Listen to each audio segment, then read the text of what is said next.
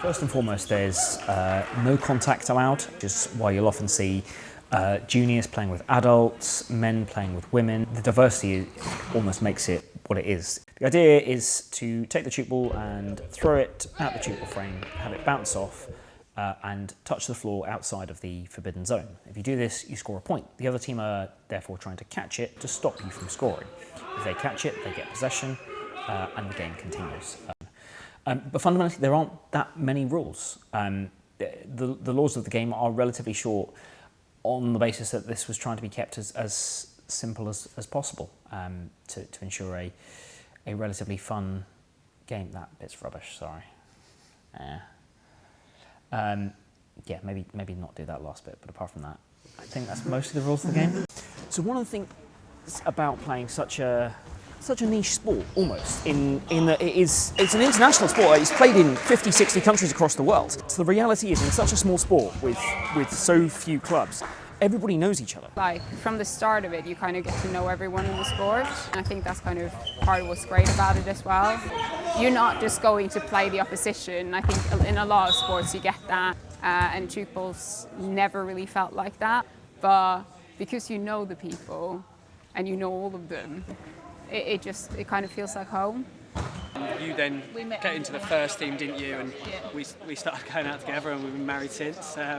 But yeah, we've both played for the UK. The ladies setup is brilliant with each other. You know, we've been to Europe, we've been to Malaysia, we've been to Singapore. Took kids to Singapore. And to do that not only with your better half, but also with a group of fantastic ladies was just amazing. I feel very blessed to be part of that. Internationally, I've been playing in several kind of Nations Cups in Geneva with the Team UK setup. And then most recently internationally, the World Championships in Malaysia, in Kuala Lumpur, which was 2019. But we still technically beat the Taiwanese because they got disqualified, which the Taiwanese are the best side in the world at all Tchoukball. So to turn around and say we beat them on a technicality, but we still beat them, yeah. It's in the record book, so it must be true. And I try and drive my car efficiently, and I try and buy this, and I try and buy that, and don't have stuff with palm oil in it. And then every time I go flying, I burn like 2 tons of dead dinosaurs. And you're like, oh, good.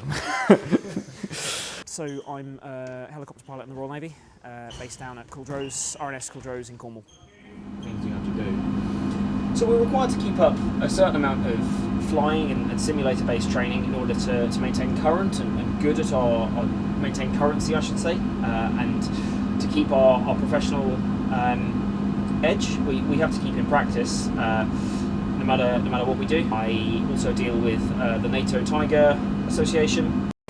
About 25 full members of the NATO Tiger Association, and it's a really bizarre concept to explain to people when you go, yeah, so sometimes what happens is a bunch of squadrons who the only thing they share in common is that they have a tiger of some description on their badge, on their squadron crest, and will meet up at an airbase and do exercises together.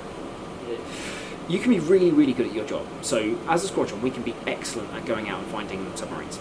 But it's understanding how that fits into not just the bigger picture of UK defence, but NATO defence as well, and understanding actually if we're operating in the same area as Typhoon jets, or refuelling aircraft, or troop-carrying helicopters, or attack helicopters, or anything like that, the vast range, and that's just in the airspace, understanding what they do and how you fit into that bigger concept makes you better at what you do. There's an old joke which says if a pilot messes up, the pilot dies.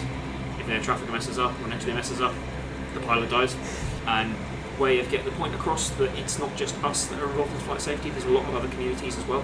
No, I've never had a break from Tchoukball. And I know there will come a point where actually I look at it and I go, do you know what, I can't justify this anymore. I can't justify the amount of money and the amount of time, and that may be the time where, you know, we're starting to look more at becoming a family and adopting.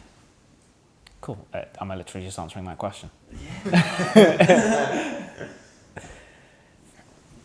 So, As I've said, in 2015, I joined the Navy. If you're there at the weekends as a cadet, you're required to either go to church or you're required to go to an ethical debate.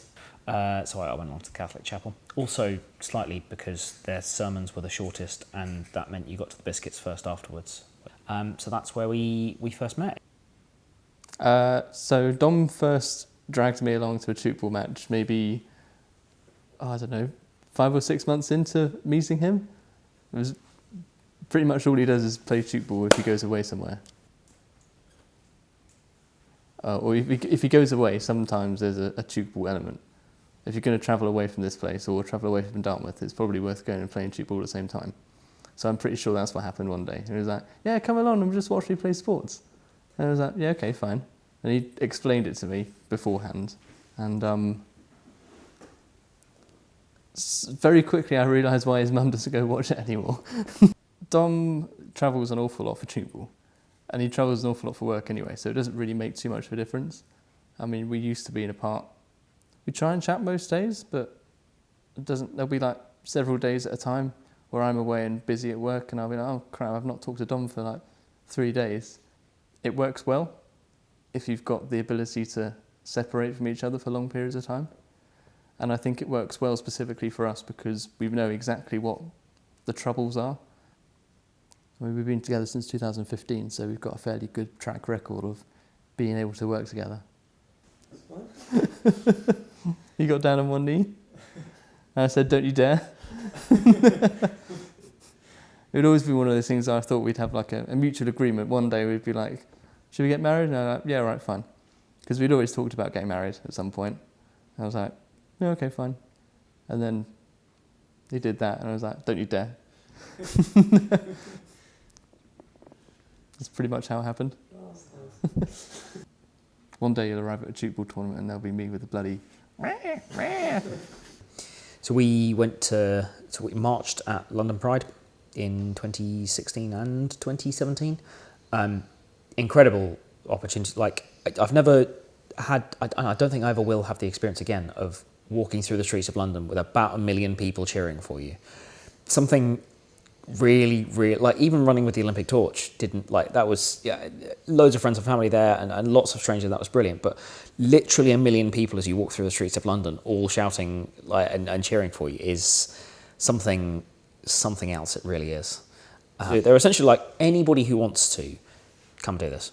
Doesn't matter. We don't ask any questions about this beforehand. If you want to come and have, essentially, it's your weekend, but this is a sanctioned event by the Navy. Do it in your uniform.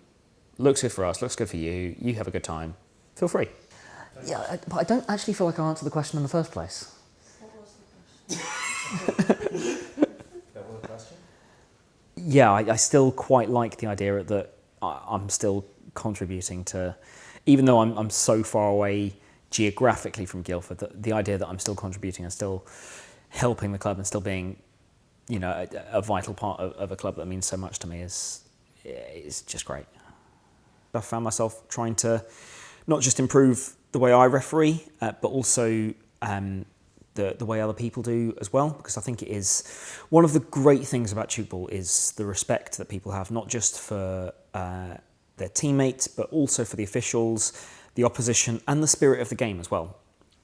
And while I think the game isn't the same one that Dr. Herman Brandt envisaged when he dreamt up the sport in the first place, it's become more competitive. We see that's going to happen.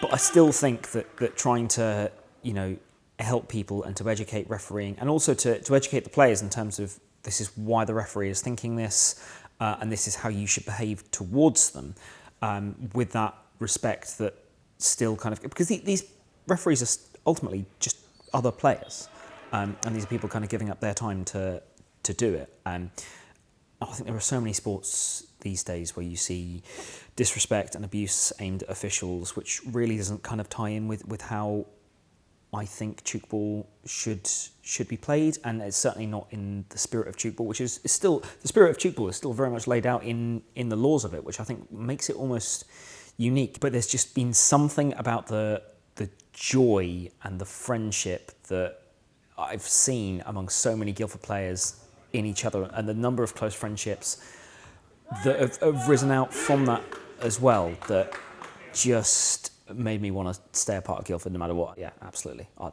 love to do this.